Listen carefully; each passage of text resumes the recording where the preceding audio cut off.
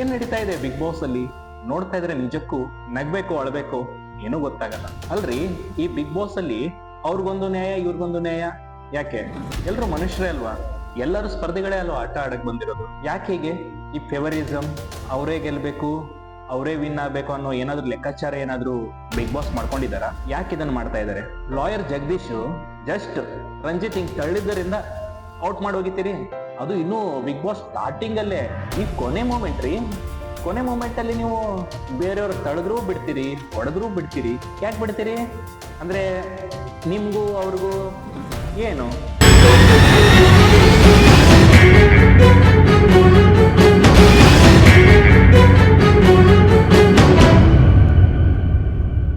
Hi hello ಸ್ನೇಹಿತರೆ, ನಮಸ್ಕಾರ. ನಾನು ನಿಮ್ಮ ಮಂಜುನಾಥ್ ಎಸ್ ಕದಂ. ನೀವೆಲ್ಲ ಹೇಗಿದ್ದೀರಿ? ಆರಾಮಾಗಿದ್ದೀರಿ ಅನ್ಕೊಂತೀನಿ. ಇವತ್ತಿನ ಟಾಪಿಕ್ ಬಂದ್ಬಿಟ್ಟು ಅಗೇನ್ ಬಿಗ್ ಬಾಸ್. ಏನ್ ನಡೀತಾ ಇದೆ ಬಿಗ್ ಬಾಸ್ ಅಲ್ಲಿ? ನೋಡ್ತಾ ಇದ್ರೆ ನಿಜಕ್ಕೂ ನಗ್ಬೇಕು ಅಳ್ಬೇಕು ಏನೂ ಗೊತ್ತಾಗಲ್ಲ ಅಲ್ರಿ. ಈ ಬಿಗ್ ಬಾಸ್ ಅಲ್ಲಿ ಅವ್ರಿಗೊಂದು ನ್ಯಾಯ ಇವ್ರಿಗೊಂದು ನ್ಯಾಯ. ಯಾಕೆ? ಎಲ್ರು ಮನುಷ್ಯರೇ ಅಲ್ವಾ? ಎಲ್ಲರೂ ಸ್ಪರ್ಧಿಗಳೇ ಅಲ್ವಾ ಆಟ ಆಡಕ್ ಬಂದಿರೋದು? ಯಾಕೆ ಹೀಗೆ ಈ ಫೇವರಿಸಂ? ಅವರೇ ಗೆಲ್ಬೇಕು, ಅವರೇ ವಿನ್ ಆಗ್ಬೇಕು ಅನ್ನೋ ಏನಾದ್ರು ಲೆಕ್ಕಾಚಾರ ಏನಾದ್ರು ಬಿಗ್ ಬಾಸ್ ಮಾಡ್ಕೊಂಡಿದಾರ? ಯಾಕೆ ಇದನ್ನ ಮಾಡ್ತಾ ಇದಾರೆ? ಲಾಯರ್ ಜಗದೀಶ್ ಜಸ್ಟ್ ರಂಜಿತ್ ಹಿಂಗ್ ತಳ್ಳಿದ್ದರಿಂದ ತಳ್ಳಿದವ್ರಿಗೂ, ತಳ್ಳದೆ ಇರೋರ್ಗೂ, ಆಮೇಲೆ ತಳ್ಸ್ಕೊಂಡವ್ರಿಗೂ ಔಟ್ ಮಾಡಿ ಹೋಗಿತೀರಿ. ಅದು ಇನ್ನು ಬಿಗ್ ಬಾಸ್ ಸ್ಟಾರ್ಟಿಂಗ್ ಅಲ್ಲೇ ಈ ಕೊನೆ ಮೂಮೆಂಟ್ ರೀ. ಕೊನೆ ಮೂಮೆಂಟ್ ಅಲ್ಲಿ ನೀವು ಬೇರೆಯವ್ರು ತಳೆದ್ರೂ ಬಿಡ್ತೀರಿ, ಹೊಡೆದ್ರೂ ಬಿಡ್ತೀರಿ. ಯಾಕೆ ಬಿಡ್ತೀರಿ ಅಂದ್ರೆ ನಿಮ್ಗೂ ಅವ್ರಿಗೂ ಏನು? ಎಲ್ಲೋ ಒಂದ್ ಕಡೆ ಬಿಗ್ ಬಾಸ್ ನೋಡ್ತಾ ಇದ್ರೆ ಬಿಗ್ ಬಾಸ್ ಬಗ್ಗೆನೇ ನಂಬಿಕೆ ಬರ್ತಾ ಇಲ್ಲಲ್ರಿ. ಯಾಕಿದು ಮಾಡ್ತಾ ಇರೋದು? ಹೌದು ವೀಕ್ಷಕರೇ, ನೀವು ನೋಡಿದ್ರೋ ಇಲ್ಲೋ ಗೊತ್ತಿಲ್ಲ, ಭವ್ಯ ಗೌಡನನ್ನ ಉಳ್ಸೋಕೆ ಎಲ್ಲೋ ಬಿಗ್ ಬಾಸ್ ಟ್ರೈ ಮಾಡ್ತಾ ಇದಾರೆ ಅನಿಸ್ತಾ ಇದೆ. ಕಲರ್ಸ್ ಕನ್ನಡದವ್ರೆ ಅವ್ರನ್ನ ಉಳಿಸ್ಬೇಕಂತ ಏನೋ ಲೆಕ್ಕಾಚಾರ ಹಾಕೊಂಡಂಗಿದೆ. ಅದು ಸ್ಪಷ್ಟವಾಗಿ ನೋಡೋರ್ ಕಾಣ್ತಾ ಇದೆ. ವಾರದ ಕತೆ ಕಿಚ್ಚನ ಜೊತೆಯಲ್ಲಿ ಕೂಡ ಕಿಚ್ಚನೇ ಹೇಳಿದ್ರು, ಭವ್ಯ ಗೌಡ ಹೊಡೆದಿದ್ರು ಅವ್ರನ್ನ ಬಿಟ್ಟಿದ್ದೀರಾ, ಅವಳು ಎಷ್ಟೋ ಸಲ ನಿಯಮಗಳನ್ನ ಉಲ್ಲಂಘನೆ ಮಾಡ್ತಾಳೆ, ಆದ್ರೂ ಕ್ಯಾಪ್ಟನ್ ಮಾಡ್ತೀರಿ. ಇಲ್ಲಿ ಸ್ಪಷ್ಟವಾಗಿ ಕಾಣ್ತಾ ಇದೆ, ನಿಮ್ಗಷ್ಟೇ ಅಲ್ಲ ನೋಡುಗರಿಗೂ ಕಾಣ್ತಾ ಇದೆ. ಇನ್ನು ಪ್ರತಿ ವಾರ ಅಲ್ಲಿ ತೀರ್ಪೆಳಕ್ ಬರ್ತಾರಲ್ಲ ನಮ್ ಕಿಚ್ಚ ಸುದೀಪು, ಆಗ್ಲೂ ಕೂಡ ಅವರೇ ಬಾಯಿಂದ ಹೇಳಿದ್ದಾರೆ, ಬಿಗ್ ಬಾಸ್ ತೆಗಿಯೋರಿದ್ರೆ ಇವ್ರನ್ನೂ ತೆಗೀರಿ, ಅವ್ರಿಗೊಂದು ಇವ್ರಿಗೊಂದು ಮಾಡಬೇಡಿ ಅಂತ ಇಂಡೈರೆಕ್ಟ್ ಆಗಿ ಬಿಗ್ ಬಾಸ್ ಮುಂದೆ ಹೇಳಿದಾರಲ್ರಿ. ಆದ್ರೂ ನೀವು ಯಾಕೆ ಕೇಳ್ತಾ ಇಲ್ಲ? ಅಂದ್ರೆ ನಿಮ್ ಲೆಕ್ಕಾಚಾರದಲ್ಲಿ ಟಾಪ್ ಫೈನಲಿಸ್ಟ್ ಆಲ್ರೆಡಿ ಸೆಲೆಕ್ಟ್ ಮಾಡಿ ಇಟ್ಟಿದ್ದೀರಾ ಅಂದಂಗ ಆಯ್ತು. ಇದ್ ನೋಡ್ತಾ ಇದ್ರೆ ಬಿಗ್ ಬಾಸ್ ಅಲ್ಲಿ ಎಲ್ಲೋ ಒಂದ್ ಕಡೆ ಯಾರು ಭವ್ಯ ಗೌಡನೇ ವಿನ್ ಮಾಡುವಂತ ಎಲ್ಲಾ ಲೆಕ್ಕಾಚಾರ ಇದೆ. ಒಂದು ವಿನ್ನರ್ ಆದ್ರೂ ಮಾಡ್ಬೋದು, ಇಲ್ಲ ರನ್ನರ್ ಅಪ್ ಆದ್ರೂ ಮಾಡ್ಬೋದು ಅನ್ನೋ ಲೆಕ್ಕಾಚಾರದಲ್ಲಿ ನೀವಿದ್ದೀರಿ. ರಜತ್ ಕೂಡ ಯಾವ ರೀತಿ ಆಟ ಆಡಿದ್ರು? ಎಲ್ಲೋ ಭವ್ಯನ ಗೆಲ್ಲಿಸ್ಬೇಕನ್ನೋ ರೀತಿಯಲ್ಲಿ, ಇದು ಗೆಲ್ಲಿಸ್ಬೇಕನ್ನೋದಲ್ಲ, ಬಕೆಟ್ ಹಿಡಿಯೋ ರೀತಿ ಅಂತಾರೆ, ಬಕೆಟ್ ಹಿಡಿಯೋ ರೀತಿಯಲ್ಲಿ ಆಟ ಆಡಿದ್ರು. ಬಿಗ್ ಬಾಸ್ ಅಲ್ಲಿ ಭವ್ಯನ ಫಸ್ಟ್ ದಿನ ನೋಡಿ, ನೀವು ಅಬ್ಸರ್ವ್ ಮಾಡ್ಕೊಂಡ್ ಬರ್ರಿ. ನಾವೇನು ಭವ್ಯ ದ್ವೇಷ ಅಲ್ಲ, ಇದ್ದದ್ದನ್ನ ಇದ್ದಂಗೆ ಹೇಳ್ತಾ ಇದೀವಿ. ಅವ್ರ ಅಭಿಮಾನಿಗಳು ಕೇಳೋದಿದ್ರೆ ಕೇಳ್ಕೊಳ್ಳಿ, ಬಿಟ್ರೆ ಬಿಟ್ಕೊಳ್ಳಿ. ಆದ್ರೆ ನೀವೇನಂತ ಇದ್ರಿ, ಭವ್ಯ ಗೌಡ ವಿನ್ನರು, ಆಟ ಆಡ್ತಾಳೆ.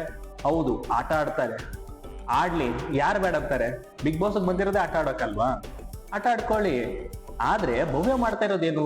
ನೀವು ಸ್ಟಾರ್ಟಿಂಗ್ ಇಂದ ಅವಳನ್ನ ನೋಡ್ತಾ ಹೋಗಿ. ನೀವು ಒಂದು ಅವಳ ತರ ಇತ್ತಂದ್ರೆ ಓಕೆ ಓಕೆ ಅಂತಾಳೆ, ಅವಳ ತರ ಆಗ್ಲಿಲ್ಲ ಅಂದ್ರೆ ಇದಿಲ್ಲ, ರಾಂಗು, ಈ ಗೇಮ್ ಸರಿ ಇಲ್ಲ, ನೀವು ಕೊಡ್ತಾ ಇರೋ ಇದನ್ನ ಉಸ್ತುವಾರಿನೇ ಸರಿ ಇಲ್ಲ ಅಂತ ಹೇಳ್ತಾಳೆ. ಹಾಗಾದ್ರೆ ಭವ್ಯ ಅವಳು ಹೆಂಗ್ ಬೇಕೋ ಹಂಗ್ ಉಳಿಸ್ಕೊಂತಾಳೆ. ಅವಳು ಲಾಯರ್ ಜಗದೀಶ್ ಇದ್ದಾಗ ಅವಳು ಭವ್ಯನ ಅಬ್ಸರ್ವ್ ಮಾಡಿದೀರಾ ನೀವು? ಅವ್ರ ಮಾತು ಹೆಂಗಿತ್ತು? ಇಡೀ ಎಲ್ಲಾ ಗ್ರೂಪ್ ಒಂದಾಗಿತ್ತು, ಜಗದೀಶ್ ಅವ್ರನ್ನ ಆಚೆ ಇಟ್ಟಿದ್ರು. ಜಗದೀಶ್ ಜೊತೆ ಅವ್ಳ ಫೈಟಿಂಗ್ ಮಾತುಗಳು ನೋಡಿ, ನಾನ್ ಏನ್ ಮಾಡ್ತೀನಿ ನೋಡಿ, ಇದು ನಂದು, ನಾ ಗ್ರೂಪ್ ಅಂದ್ರೆ ಇದು, ನಾನು ಏನ್ ಬೇಕಾದ್ ಮಾಡಬಲ್ಲೆ ಅನ್ನೋ ಅಹಂಕಾರದಿಂದ ಸೊಕ್ಕಿನ ಮಾತುಗಳನ್ನ ಆಡಿದ್ಲು. ಇಂಥ ಭವ್ಯ ಏನಾದ್ರೂ ಕಿಚ್ಚ ಸ್ವಲ್ಪ ಕೇಳಿದ್ರೆ, ಯಾರೋ ಏನಾದ್ರು ಅಂದ್ರೆ ಮೊಸಳೆ ಕಣ್ಣೀರು ಸುರಿಸ್ಬಿಡೋದು. ಇದೆಲ್ಲ ಮೊಸಳೆ ಕಣ್ಣೀರು ಎದಕ್ ಬೇಕು ಭವ್ಯಗೆ? ಒಂದಾದ್ರೂ ನಿಯತ್ತಾಗಿ ಆಟ ಆಡಿದಾಳ? ಗೇಮ್ ಅಂತ ಬಂದಾಗ ಒಳ್ಳೆ ಇದನ್ನ ಜೋಶಲ್ಲಿ ಹೋಗ್ತಾಳೆ. ಅವು ತರ ಆತಂದ್ರೆ ಓಕೆ, ಅದಕ್ಕೆ ಸಪೋರ್ಟ್ಗೆ ತ್ರಿವಿಕ್ರಮ ಬೇರೆ. ಎಷ್ಟಂತ ಸಪೋರ್ಟ್ ಮಾಡ್ತಾರೆ, ಎಲ್ಲರೂ ಮಾಡ್ತಾ ಇದಾರೆ. ಆದ್ರೂ ಕೂಡ ಬಿಗ್ ಬಾಸ್ ಈ ಸಲ ನೋಡ್ತಾ ಇದ್ರೆ 11ನೇ ಸೀಸನ್ ಒಂದಲ್ಲ ಒಂದು ರೀತಿ ಇಶ್ಯೂನ್ನ ಏನೋ ಒಂದು ಕಾಂಟ್ರವರ್ಸಿನ ಮಾಡ್ಕೊಂತಾನೆ ಇದೆ. ನೋಡೋರ್ಗೆ ಸ್ಪಷ್ಟವಾಗಿ ಅರ್ಥ ಆಗ್ತಾ ಇದೆ.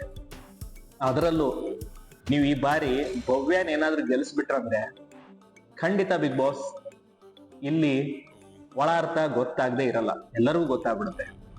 ನೀವು ದಯವಿಟ್ಟು ಇನ್ನೂ ಕಾಲ ಮಿಂಚಿಲ್ಲ, 2 ವಾರ ಇದೆ, ಅಂದ್ರೆ ಅದು 1 ವಾರನೇ ಅಂತ ಇಟ್ಕೊಳ್ಳೋಣ.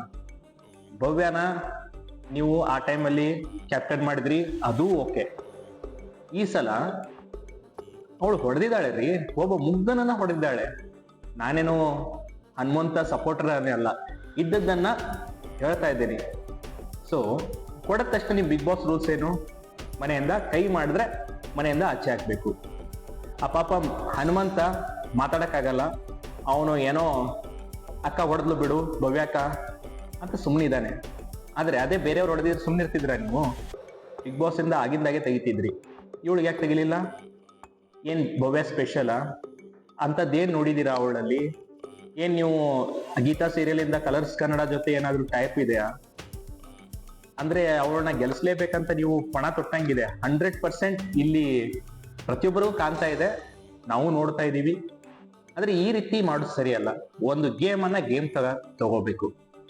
ಏನೋ ಯಾರನ್ನೋ ಗೆಲ್ಲಿಸಿ ಯಾರನ್ನೋ ಬಿಟ್ಟು ಈ ರೀತಿ ಮಾಡೋದು ನೋಡುಗರಿಗೆ, ವೀಕ್ಷಕರಿಗೆ ನಿಜಕ್ಕೂ ಇದು ಬೇಸರ ಮುಗಿಸ್ತಾ ಇದೆ. ವೀಕ್ಷಕರೇ, ಇದು ಅಂತೂ ನನಗೆ ಅನ್ಸಿದ್ದನ್ನ ನಾನು ಹೇಳಿದೆ. ನಿಮ್ಗೆ ಏನ್ ಅನ್ಸಿತ್ತು ಈ ಬಗ್ಗೆ ದಯವಿಟ್ಟು ಕಮೆಂಟ್ ಮಾಡಿ. ನೀವು ಕೂಡ ಇದೇ ರೀತಿ ನಿಮ್ಗೆ ಅನಿಸ್ತಾ ಇದ್ರೆ, ಒಬ್ಬರನ್ನ ಹೊಡೆದು ಕೂಡ ಬಿಗ್ ಬಾಸ್ ರೂಲ್ಸ್ ಅನ್ನ ಬ್ರೇಕ್ ಮಾಡಿದ್ರು ಕೂಡ ಬಿಗ್ ಬಾಸ್ ಮನೆಯಲ್ಲಿ ಇಟ್ಕೊಂಡು ಅವಳನ್ನ ಫೈನಲಿಸ್ಟ್ ಅಂತ ಘೋಷಣೆ ಮಾಡಿ ಅವಳನ್ನ ಕೊನೆ ಹಂತದಲ್ಲೂ ಅಂದ್ರೆ ಫೈನಲಿಸ್ಟ್ ಅಂತಲ್ಲ, ಅವಳನ್ನ ಅಲ್ಲಿ ಇಟ್ಕೊಂಡಿದ್ದಾರೆ, ಈ ಸೇಫ್ ಅಂತ ಮಾಡಿದ್ದಾರೆ. ನೀವು ಹಾಗೆ ಈಗ ನಿನ್ನೆ ಭವ್ಯ ಸೇಫ್ ಅಂತ ಸುದೀಪ್ ಅವ್ರು ಹೇಳಿದ್ರು. ಹೌದು ಸೇಫ್, ನೀವು ನೇರವಾಗಿ ತೆಗಿಯಕ್ಕಾಗ್ಲಿಲ್ಲ ಅಂದ್ರು ಕೊನೆಗಾಗಿ ನಿಮ್ಗೆ ವೋಟಿಂಗ್ಸ್ ಗೊತ್ತಿರುತ್ತೆ, ನೀವು ಡಿಸೈಡ್ ಮಾಡಿ ಅವಳನ್ನ ತೆಗೆದು ಬಿಡ್ಬೋದಾಗಿತ್ತು. ಇಲ್ಲ ವೋಟ್ ಬಂದಿಲ್ಲ ನಾನು ಹೋದೆ ಅಂತ ಅವಳು ಅನ್ಕೊಂತಿದ್ದು, ಅದನ್ನೂ ಮಾಡ್ಲಿಲ್ಲ, ಅವಳನ್ನ ಸೇಫ್ ಆಗಿ ಉಡಿಸಿದ್ರಿ. ಈಗೇನಾಗತ್ತೆ, ಅಲ್ಲಿ ನಿಜವಾಗಿ ಅಸಲಿ ಆಟ ಆಡೋರ್ಗೆ, ಜೆನ್ಯೂನ್ ಆಗಿ ಆಡೋರ್ಗೆ ಸ್ವಲ್ಪ ಅಬ್ಸರ್ವ್ ಮಾಡ್ಕೊಳ್ಳಿ.